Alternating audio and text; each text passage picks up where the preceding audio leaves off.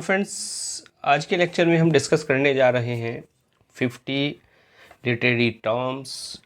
और टर्म्स के साथ साथ फ्रेंड्स ये जो 50 क्वेश्चंस हैं हमारे, ये लिटरेरी टर्म्स के हैं, मूवमेंट्स के हैं। इनमें कुछ रिटोरिक प्रोसोडी से भी आपको मिलेंगे। तो ये एक इम्पॉर्टेंट कलेक्शन आपके लिए होने जा रहा है। ये इम्पॉर्टेंट क्वेश्चंस का एक कलेक्शन है फ्रेंड्स।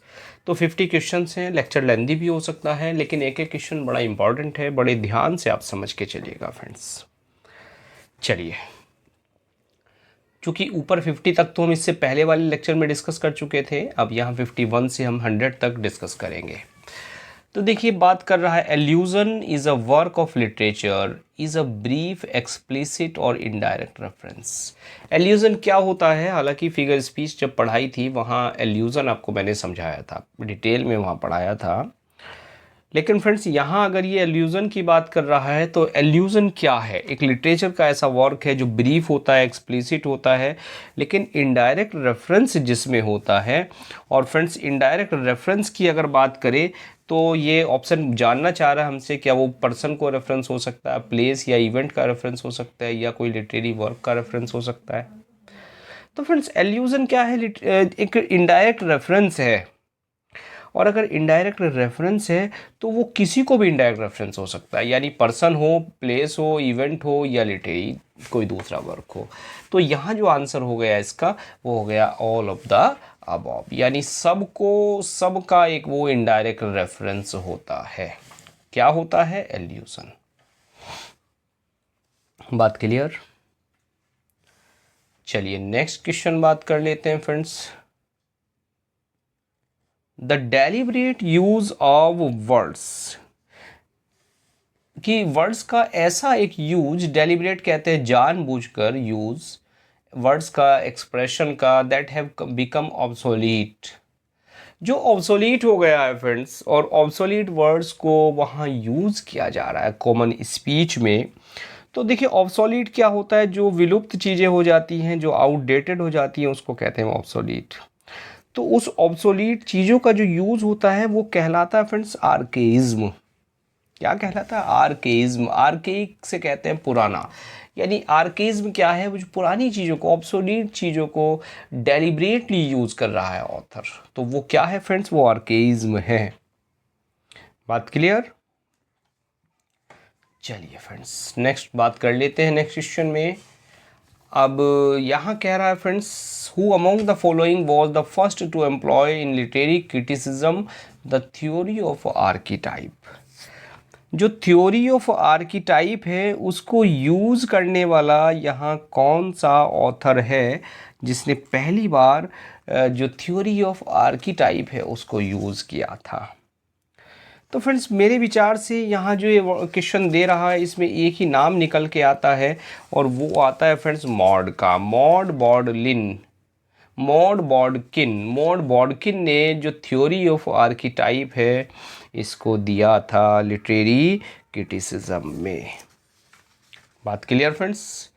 चलिए आगे बढ़ जाते हैं। The most common stanza form in popular ballads is a quatrain in alternative 4 and 3 stress iambic lines in which only. अब ये कह रहा, देखिए, पॉपुलर बैलेड्स की अगर ये बात कर रहा है तो बैलेड्स में एक क्वाट्रेन होता है जिसमें 4 लाइन होती हैं, in alternative 4 and 3 stress iambic lines, और जिसमें in which only the first and third line rhyme, first and fourth line, second and fourth line, और third and fourth line rhyme. तो फ्रेंड्स, यहाँ जो क्वेश्चन, तो यानी इसने बैलेड की बात कर ली, और बैलेड पे एक पीछे क्वेश्चन उसका भी आया था, ला बैलेड एम्सन्स मर्सी पे भी आया था फ्रेंड्स। तो इसमें देखिए, जो 3 स्ट्रेस आयम्बिक लाइन की अगर ये बात कर रहा है किसी पॉपुलर बैलेड में, तो इसमें जो है फ्रेंड्स राइमिंग होती है सेकंड और फोर्थ लाइन में, आपको राइमिंग मिलेगी। फर्स्ट और थर्ड में तो नहीं मिलती फ्रेंड्स, सेकंड और फोर्थ में जो है राइमिंग आपको मिलती है। क्लियर? तो आंसर आपका ये है सी वाला।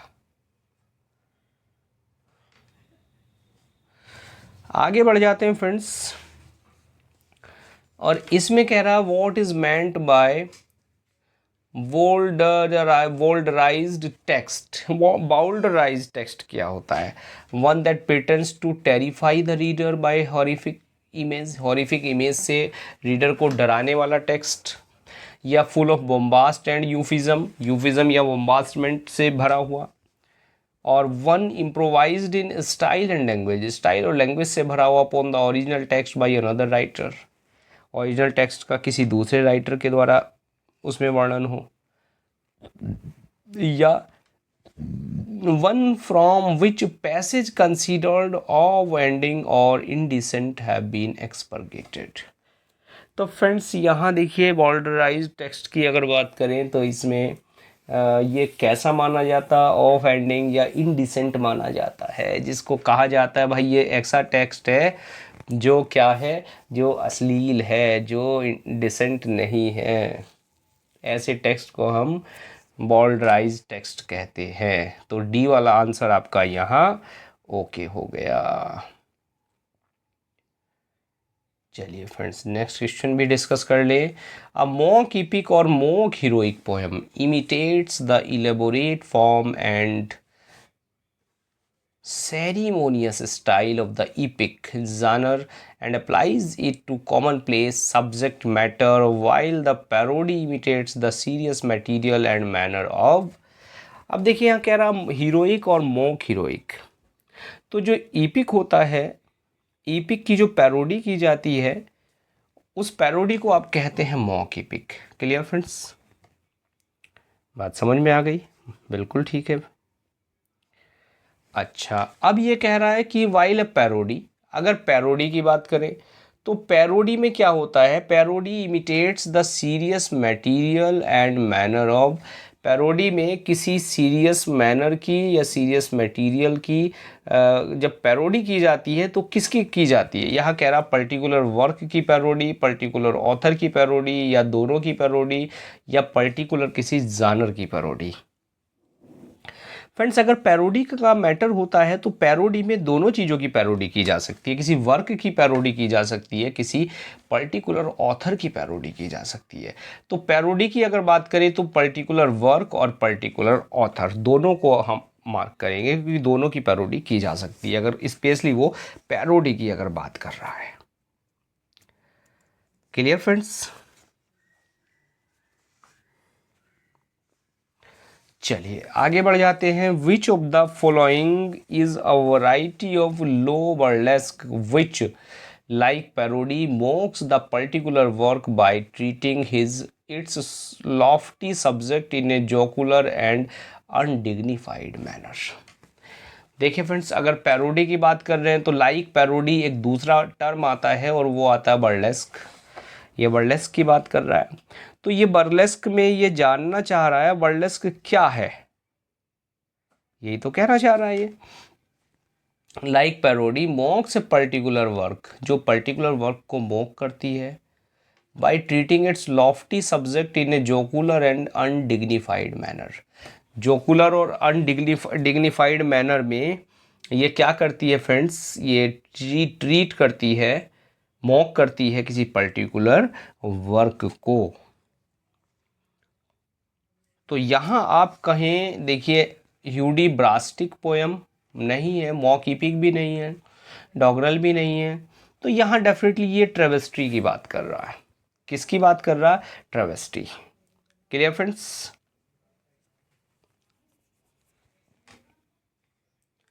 चलिए आगे बढ़ जाते हैं जरा। Which of the following is the name for a very common literary motive. ठीक है, वेरी कॉमन लिटरेरी मोटिव, और जिसको यहाँ कह रहा है स्पेशली इन लिरिक पोएट्री में emphasising that life is short and time is fleeting. जो ये बताती है, ये जोर देकर कहती है कि समय तो थोड़ा है, छोटा है, लेकिन टाइम लाइफ जो है वो छोटी है, लेकिन जो समय है वो क्या है, वो फ्लीटिंग है, भाग जाता है। And exhorting the addressees often a reluctant virgin to make the most of present pleasures. तो यहाँ ये कौन सी पोएम की बात कर रहा है friends?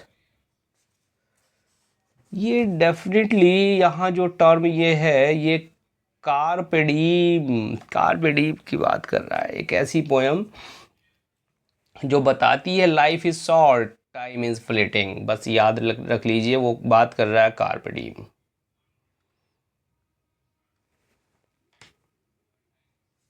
Clear friends? Not clear? What is meant by choral character in modern criticism? अब कोरल कैरेक्टर क्या होते हैं फ्रेंड्स? कोरल कैरेक्टर होते हैं सेंट्रल कैरेक्टर अवेलेबल, बिल्कुल नहीं होते। Central character in the coarse, बिल्कुल नहीं है फ्रेंड्स। चलिए ए बी में से तो है ही नहीं, अब सी और डी को भी अपना स्लाइड कर लें। A character with in the play, ठीक है। Itself who stands apart from the action, जो एक्शन से अलग खड़ा होता है। By his comments and provides the audience with A special perspective, बिल्कुल ठीक है। ऐसा कैरेक्टर कहलाता है कोरल कैरेक्टर। यानी एक ऐसा कैरेक्टर होता है किसी प्ले के अंदर जो एक्शन से तो दूर होता है और उसके कमेंट्स से, और प्रोवाइड्स द ऑडियंस को एक स्पेशल पर्सपेक्टिव वो प्रोवाइड कराता है। ऐसा कैरेक्टर कहलाता है कोरल कैरेक्टर। किसमें? मॉडर्न क्रिटिसिज्म में। Mimetic criticism views literary work as an imitation और रिफ्लेक्शन ऑफ। यहाँ कह रहा मिमेटिक क्रिटिसिज्म। मिमेटिक क्रिटिसिज्म में क्या मिलता है? व्यूज़, वो किसी लिटरेरी वर्क को कैसे देखता है? एज एन इमिटेशन और रिकलेक्शन ऑफ। जो मिमेटिक क्रिटिसिज्म है वो किसी वर्क को इमिटेशन और रिफ्लेक्शन में देखता है। कैसे देखता है फ्रेंड्स? वो देखता है, प्रीवियस ऑथर्स की बात नहीं है, मिथ एंड लीजेंड्स भी नहीं है, the world and human life को वो देखता है। यानी मिमेटिक क्रिटिसिज्म में उस क्रिटिसिज्म के व्यूज़ होते हैं, उसको लिटरेरी वर्क को ऐसे देखा जाता है कि जैसे वो इमिटेशन हो और reflection of the world and human life का। मीन्स एक संसार का और मानव के जीवन का रिफ्लेक्शन कहाँ दिखता है? वो फ्रेंड्स किसी भी लिटरेरी वर्क्स को, मीन्स किसी भी जो आपका लिटरेरी वर्क है, कोई साहित्यिक रचना है, उसको ये माना जाता है कि जो ह्यूमन लाइफ है, मानव जीवन है और जो संसार है, उसका ये एक रिफ्लेक्शन है। बात क्लियर हो गई? इन ब्रीफ समझ में आ गया मिमेटिक क्रिटिसिज्म क्या है? चलिए, phrase dissociation of sensibility was introduced by T S. Eliot with reference to. T S. Eliot ने दिया था, ये तो बात बिल्कुल क्लियर है फ्रेंड्स। और डिसोसिएशन ऑफ सेंसिबिलिटी बिल्कुल दिया था, लेकिन अब ये भी बताना है भाई कहाँ दिया था, कौन से हिस्से में दिया था? द रोमांटिक पोएट्स में, Shakespeare, Milton, the metaphysical poets. तो डेफिनेटली देखिए, रोमांटिक पोएट्स नहीं है, शेक्सपियर, मिल्टन नहीं है, मेटाफिजिकल पोएट्स में जो ऐसे है मेटाफिजिकल पोएट्स, इसमें उन्होंने dissociation of sensibility term coin किया था। किसने? टी.एस. इलियट ने। Clear friends? चलिए, what is a closet drama? बताइए भैया क्लोजेट ड्रामा क्या होता है? अच्छा, क्लोजेट किसे कहते हैं फ्रेंड्स? क्लोजेट तो अलमारी को कहा जाता है, क्लोजेट। क्लियर? यानी अलमारी में कोई ड्रामा रखा हुआ है। अब अलमारी में क्यों रखा है भैया? क्योंकि उसे परफॉर्म नहीं किया जा सकता, सीधी सी बात है, तभी तो वो अलमारी में रखा है। और परफॉर्म नहीं किया जा सकता तो इसका मतलब क्या है? वो परफॉर्म नहीं, स्टेज पे रीडर एंजॉय नहीं करेगा, उसको ऑडियंस को नहीं मिलेगा वो ड्रामा। वो कहाँ मिलेगा? वो पढ़ने के लिए मिलेगा। लो भैया पढ़ लो और इसको एंजॉय कर लो। तो बस ऐसा ड्रामा क्लोज्ड ड्रामा होता है। तो यानी अगर आप आंसर की बात करें फ्रेंड्स, तो अ ड्रामा दो रिटन इन ड्रामेटिक फॉर्म, ठीक है, intended to be reader rather than to perform in the theatre. बिल्कुल पहला ऑप्शन आपका ओके हो गया। Drama intended to perform within a closet. देखिए क्लोजेट में परफॉर्म, क्या इसने कह दिया? हो सकता है आप क्लोजेट देखते ही क्लोजेट को आंसर लगाओ, लेकिन ऐसा नहीं है भाई। A drama in a closet और ए सिंगल रूम, एक क्लोजेट और सिंगल रूम में कैरेक्टर कमिंग इनटू और कैरेक्टर आ रहे हैं, कैरेक्टर जा रहे हैं, एक सिंगल रूम में परफॉर्म कर दिया। तो देखिए क्लोजेट यहाँ रिजेंबल कर दिया, को रिलेट कर दिया इस क्लोजेट को ऑथर ने। और जहाँ पहला वाला आंसर है इसमें तो क्लोजेट का कहीं जिक्र भी नहीं है, लेकिन फिर भी ये आंसर इसका ओके है। तो अब यहाँ इस क्लोजेट में कंफ्यूज मत होना, ये इसने मिसगाइड करने के लिए आपको वर्ड्स यहाँ दिए हैं। The dirge also expresses grief on the occasion of death. Dirge भी शोक गीत होते हैं, जी हाँ होते हैं, बट डिफर्स फ्रॉम द इलेजी, इलेजी से डिफरेंट होते हैं, जी ये बात भी बिल्कुल ठीक है। तो लेकिन किस रेफरेंस में ये डिफरेंट होते हैं? चलिए बात कर लेते हैं फ्रेंड्स। डर्ज पढ़ा है, इलेजी भी पढ़ी है, लेकिन रेफरेंस क्या है, क्यों अलग होते हैं? Long and less formal. अच्छा, लॉन्ग होते हैं, लेस फॉर्मल नहीं फ्रेंड्स, लेस फॉर्मल नहीं होते। डर्ज लॉन्ग होते हैं और शॉर्ट नहीं, शॉर्ट भी नहीं होते, लॉन्ग होते हैं, यानी बी, ए और डी में से आंसर होना था, शॉर्ट एंड लेस फॉर्मल। तो देखिए लॉन्ग और लेस फॉर्मल नहीं है, ये लॉन्ग होते हैं और मोर फॉर्मल होते हैं। यानी डर्ज ऐसे शोक गीत होते हैं जो शॉर्ट नहीं, जो लॉन्ग होते हैं और मोर फॉर्मल होते हैं। Any doubt? शायद नो डाउट। कंफर्म हो गया आपको क्वेश्चन? चलिए friends, which of the following is not a characteristic features of a pastoral? Pastoral लिख दिया फ्रेंड्स, यहाँ पोस्टोरल नहीं है, पेस्टोरल इलेजी है। Clear friends? तो पेस्टोरल इलेजी में क्या है, देखिए पेस्टोरल इलेजी के फीचर्स यहाँ ऑथर हमसे पूछ रहा है। The lyric speaker begins by invoking the muse. अच्छा, वो म्यूज़ को इन्वोक करता है, यानी आह्वान करता है, किसका आह्वान करता है? सरस्वती माता का। There is a procession of appropriate mourner, एक प्रोसेसन होता है अप्रोप्रिएट मॉर्नर का, नहीं friends. A mourner charges with negligence the nymphs or other guardians of the dead suffered, नहीं फ्रेंड्स, ना निम्फ्स की बात होती है ना अदर डेड सफर्स की बात होती है, जिस वे में ये कह रहा है other guardians of the dead suffered. अब ये क्या है? The soul of the dead suffered realises at the end that death in the world is the entry into the higher life. बिल्कुल ठीक है भाई, पेस्टोरल इलेजी यही होती है।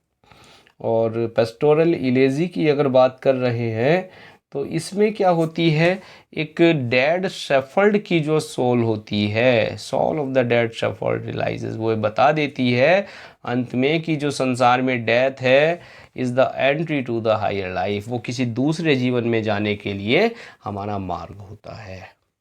Clear friends? बात समझ में आ गई? Pastoral elegy. चलिए friends, Keats expression that he becomes a part of all he sees reflects his intense.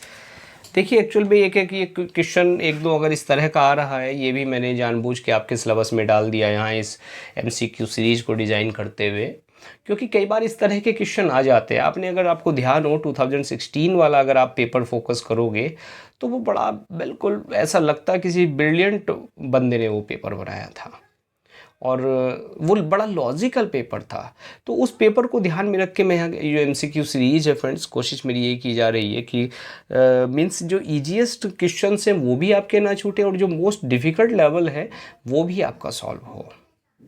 अब ये तो लास्ट अल्टीमेट हमें पता लग पाएगा आप कितने लोग सेलेक्ट हो पाते हैं, ये उस पर डिपेंड करेगा, लेकिन डेफिनेटली हम पूरी कोशिश कर रहे हैं, आप भी कोशिश कर रहे हैं, और फ्रेंड्स आप सिंसियरली अगर काम करेंगे तो मैं कह सकता हूँ कि definitely you will get success.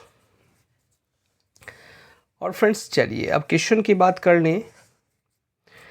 He Keats expression that he becomes a part of all he sees, कि ही बिकम्स वो बन जाता है अ पार्ट ऑफ ऑल, उस सब का एक हिस्सा ही सी जिसको वो देखता है।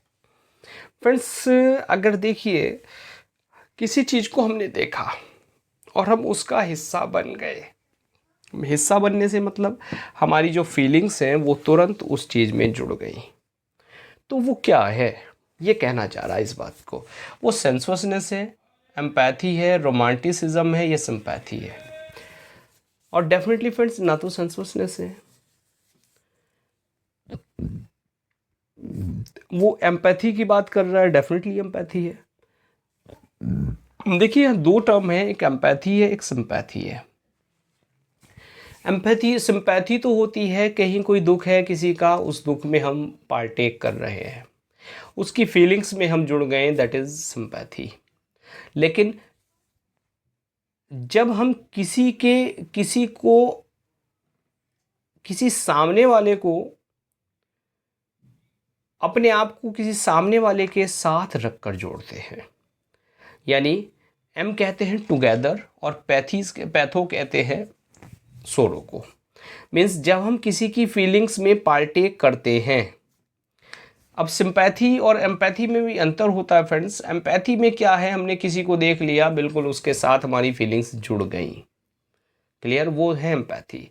लेकिन जिसको आप हिंदी में कहें अनुभूति, अब शायद आप अच्छे से समझ पाओगे, एक अनुभूति होती है और एक सहानुभूति होती है।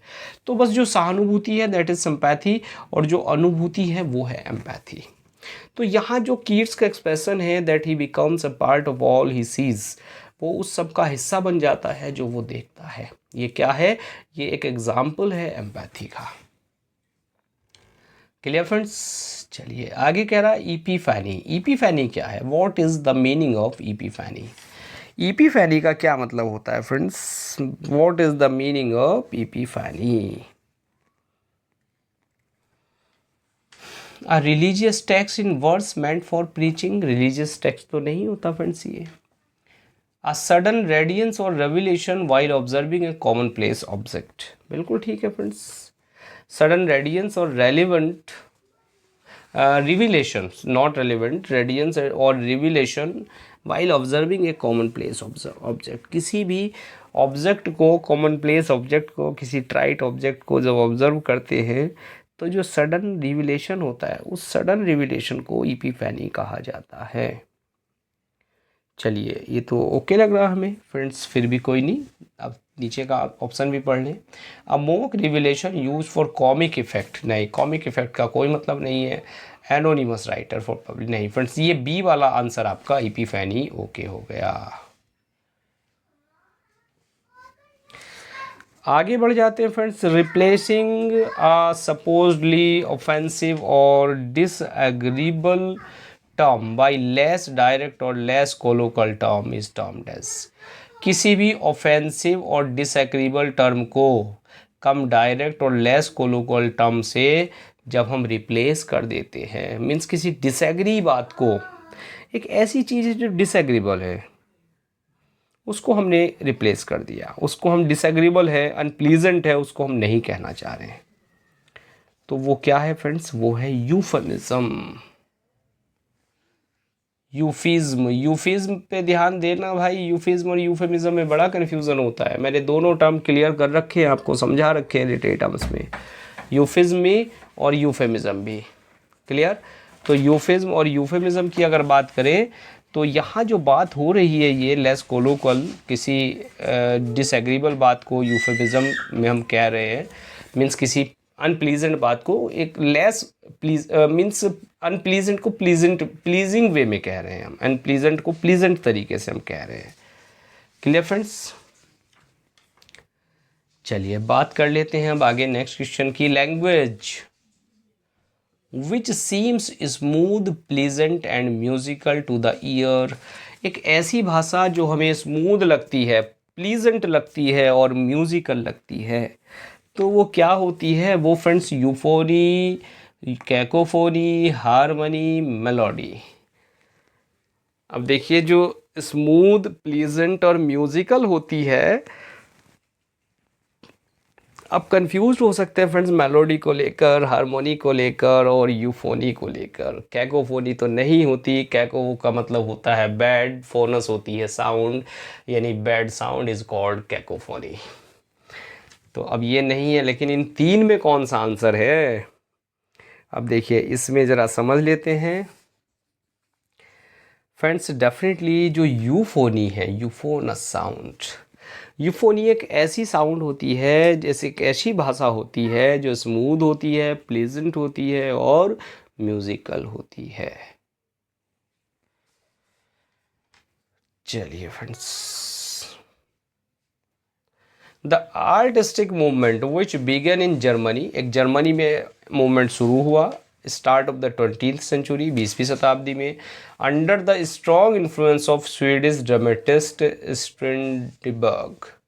स्ट्रेंडबर्ग एक स्वीडिश ड्रामेटिस्ट था, स्वीडन का था, उसके प्रभाव से एक आर्टिस्टिक मूवमेंट शुरू हुआ था और उस आर्टिस्टिक मूवमेंट को कहा जाता है फ्रेंड्स, क्या कहा जाता है? अब यहाँ अगर आपने पढ़ा होगा तो इम्प्रेशनिज़्म और एक्सप्रेशनिज़्म में कंफ्यूज मत होना, वो कहा जाता है फ्रेंड्स एक्सप्रेशनिज़्म। क्या कहा जाता है? एक्सप्रेशनिज़्म। बात क्लियर फ्रेंड्स? तो आर्टिस्टिक मूवमेंट जो जर्मनी में शुरू हुआ, 20th सेंचुरी में शुरू हुआ, और जिसका लीडर था स्वीडिश ड्रामेटिस्ट स्ट्रैंडबर्ग। चलिए आगे बढ़ जाते हैं नेक्स्ट क्वेश्चन पे। 70 which of the following is a medieval form? Medieval form short comic satiric tale in verse. ठीक है, वर्स पे कोई शॉर्ट कॉमिक या सटायरिक टेल होती है, dealing realistically with middle class और लोअर क्लास कैरेक्टर जिसके होते हैं, and delighting in the ribald and obsolete. ऊपर आया था फ्रेंड्स रिबार्ड। रिबार्ड बड़ा अच्छा वर्ड है, नो डाउट आपसे वहाँ भी पूछा जा सकता है वर्ड मीनिंग में। तो रिवार्ड और ऑब्सीन जिसमें सीन होते हैं, लोअर कैरेक्टर होते हैं, मिडिल कैरेक्टर होते हैं, और कॉमिक और सटायरिक टेल होती है। सबसे बड़ी बात यह है कॉमिक और सटायरिक टेल होती है। तो फिर इसको हम क्या कहें फ्रेंड्स? कॉमिक और सटायरिक टेल को जो रिबार्ड होती है वो होती है फ्रेंड्स, ना बैलेड नहीं है, पैराबल नहीं है, फैबल नहीं है, वो है फैबलियो। फैबलियो होती है। बात क्लियर? चलिए आगे बढ़ जाते हैं। What is meant by tropes in rhetoric? जो ट्रॉप्स है वो ट्रॉप्स क्या होता है?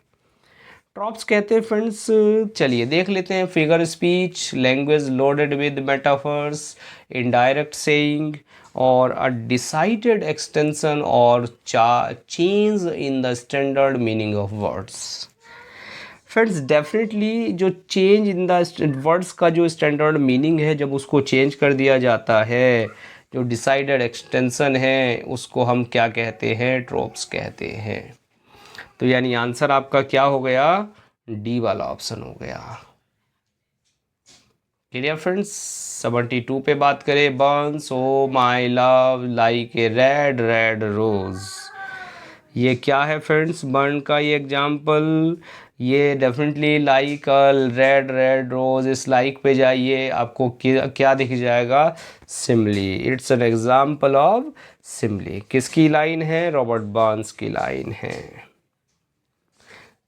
चलिए कह रहा the leg of the table a heart of the matter.